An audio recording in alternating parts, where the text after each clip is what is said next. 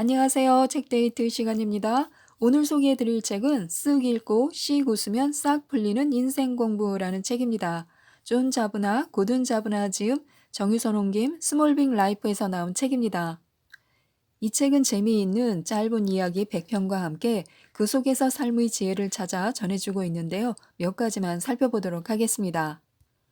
행복은 내가 가진 것에 대한 감사에서 시작합니다. 사람은 아무리 많이 가졌더라도 항상 그보다 많은 것을 원합니다. 그것이 인간의 본성인데요. 더 많이 가지는 것보다 이미 가진 것에 감사한 마음을 갖는 것이 우리를 더 행복하게 합니다. 그러므로 앞으로 좋은 일이 생기면 그 기회를 이용해 자기가 얼마나 운이 좋은지 돌아보고 감사히 여겨야 합니다. 일부러라도 고마움을 표현하면 정신적으로, 육체적으로 실제 긍정적 변화가 일어납니다. 고마움의 표현은 다음과 같은 이로움을 주는데요. 먼저 수면의 질이 나아집니다. 매일 잠들기 전에 15분씩 감사일기를 쓴 사람들은 그렇지 않은 사람들보다 잠을 더 깊이 잔다고 합니다. 또 자기 삶을 감사하게 여긴다고 대답한 사람들은 그렇지 않은 사람들보다 고통과 통증을 덜 느낀다고 합니다. 감사하는 마음이 질투와 원망, 우울감 같은 부정적인 감정은 줄이는 반면에 행복감은 키운다고 합니다. 또 다른 사람을 기분 좋게 하는데요. 자기 삶에 감사하는 사람일수록 남을 도와줄 가능성이 더 크고 이것은 그들과 그들의 도움을 받는 사람들 모두의 행복을 증진시킵니다. 솔직해질수록 자신감도 커집니다. 경쟁심은 인간의 본성인데요. 우리는 언제나 경쟁자들보다 더 키가 크고 더 똑똑하며 더 힘이 세고 더 나아 보이려고 애씁니다. 하지만 이것은 역효과를 불러올 수도 있습니다.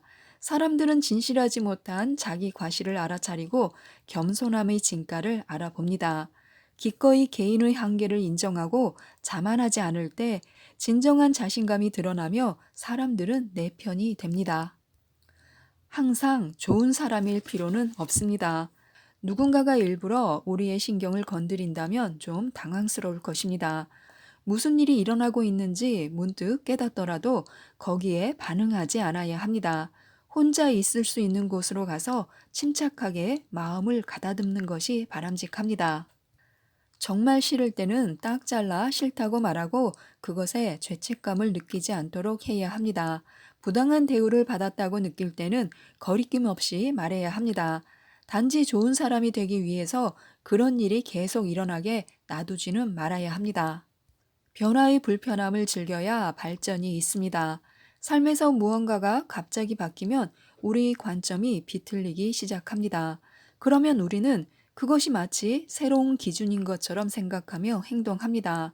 하지만 그것은 새로운 기준이 아닐 때가 많기 때문에 변화를 너무 심각하게 받아들였다가는 화를 자초할 수도 있습니다.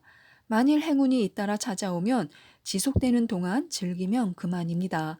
불운이 겹치더라도 마음에 담아둘 필요는 없습니다.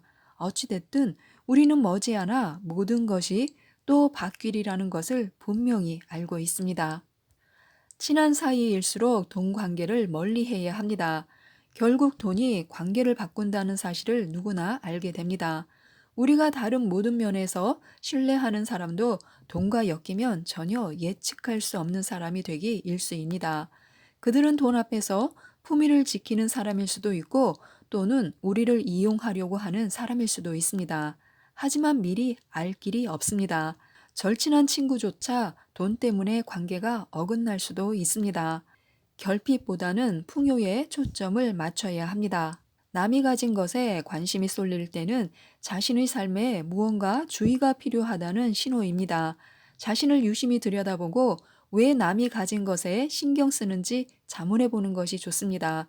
그러면 더 행복해지기 위해 스스로 무엇을 할 수 있는지 이해하는 데 도움이 됩니다. 내가 가진 것에 집중해야 하는데요. 삶에서 자신이 사랑하는 것들을 열거해 보는 것도 좋습니다. 그러면 그것들이 나에게 얼마나 소중한지 새삼 깨닫게 될 것입니다. 남이 가진 것에 대한 관심을 버리고 내가 가진 것의 소중함에 집중하는 것입니다. 또 결핍이 아니라 풍요에 초점을 맞추는 것입니다. 자신에게 돌아갈 몫이 충분하다는 것을 일깨우는 것인데요. 남이 무언가를 가졌다고 해서 우리 몫이 사라지지는 않습니다. 우리는 박탈감을 느끼지 않으면서 그들을 위해 기뻐해 줄 수 있습니다. 또 내게 주어진 삶을 사랑해야 하는데요. 내 인생은 내 인생이고 남의 인생은 남의 인생일 뿐입니다. 불평은 불평을 낳습니다. 안타깝게도 부정적인 것은 오래 지속됩니다. 불평꾼이라는 인상을 심어주는 데는 그리 오래 걸리지 않습니다. 일단 상대가 그러한 인상을 받은 뒤에는 되돌리기가 어렵습니다. 게다가 상습적인 불평꾼으로 인식되면 사람들은 우리가 긍정적으로 행동하거나 말하더라도 기억하지 못하는 경우가 많습니다. 사람들은 불평꾼의 말에는 귀 기울이고 싶어 하지 않습니다. 부정성은 전염되는데요. 우리는 어떤 행동을 반복할수록 점점 그 행동 자체가 되어 갑니다. 즉, 많은 불평꾼들에 둘러싸일수록 우리도 불평꾼이 될 확률이 높아진다는 뜻입니다. 앞으로는 무언가 안 좋은 말을 하고 싶어 입이 근질근질 하더라도 말을 내뱉기 전에 숨을 깊이 들이쉬고 멈추도록 하는 것입니다. 자신의 불평이 상대에게 어떻게 들릴지를 생각해보고 그들이 어떻게 반응할지 자신에게 물어보는 것입니다. 상황을 개선하지 못한다면 불평해봤자 아무 소용이 없습니다. 불평을 멈춰야 하는 이유는 또 있는데요. 여러 연구에 따르면 불평하는 사람들은 불평을 하고 나서 기분이 더 나빠지고 더욱 자주 불평하게 된다고 합니다. 그들의 뇌에서 새로운 습관의 기반이 되는 신경 경로가 만들어지고 있기 때문인데요. 그러므로 불평에서 확실히 얻을 수 있는 것은 더 많은 불평뿐입니다. 플랜 B가 없으면 계획이 아닙니다. 현실적으로 생각하면 모든 프로젝트가 원하는 대로 잘 풀릴 가능성은 거의 없습니다. 그렇다면 무엇이 필요할까요? 그것은 바로 플랜 B를 준비해 놓는 것으로 이는 승부를 자신에게 유리한 쪽으로 이끄는 것입니다.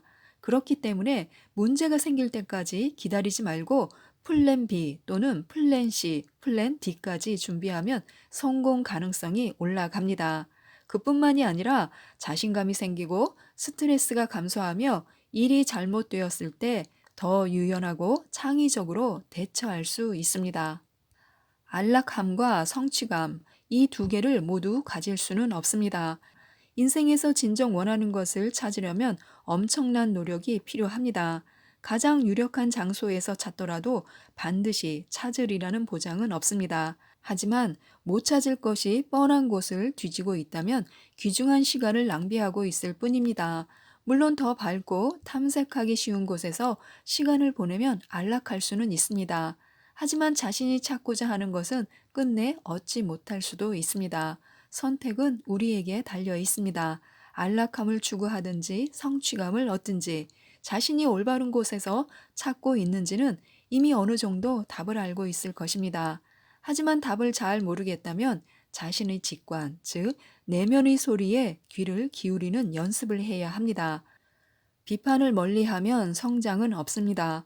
누군가의 비판을 받아들이기 전에 그 비판이 어디에서 나오는지 주의 깊게 살펴봐야 합니다. 상대가 그렇게 말하는 동기를 들여다보는 것인데요. 비판하는 사람이 나를 도우려는 것인지 아니면 비하하려는 것인지 판단해야 합니다. 사려 깊은 비판에서는 배울 점이 많습니다. 하지만 모든 비판을 심각하게 받아들일 필요는 없습니다. 어떤 비판에 귀 기울일지 선택하고 자신에게 해당되지 않는 비판은 주저없이 털어버리는 것이 좋습니다. 전체를 보고 싶다면 뒤로 물러나야 합니다.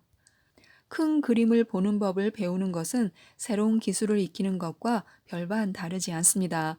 새로운 사고 방식을 익히려면 인내와 고통이 따릅니다. 몇 가지 방법을 알려드릴 텐데요. 자신에게 맞는 방법이 있는지 찾아보시기 바랍니다. 1. 자신과 전혀 다른 삶을 살아온 친구나 멘토를 찾는다. 자신이 직면하고 있는 문제를 그 사람들에게 이야기하는 것입니다. 그들도 비슷한 문제를 겪었는지 묻고 만약 그렇다면 어떻게 그 문제를 풀었는지 물어보는 것인데요. 그러면 다른 시각으로 문제를 보는데 도움이 될 수도 있습니다. 2. 매주 한두 시간 정도 일상의 걱정에서 벗어난다. 산책을 하거나 카페에서 여유롭게 시간을 보내는 것도 좋습니다. 그 시간을 이용해 돌아오는 한 주를 곰곰이 생각하며 미리 계획을 세워보는 것입니다.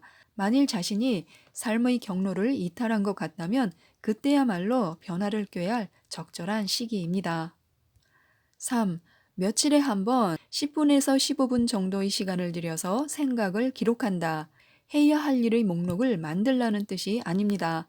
해야 할 일이 아니라 자신에게 중요한 일을 되새겨보는 시간을 의미합니다. 4. 이미 한 일에 관심을 쏟도록 의식적으로 노력한다.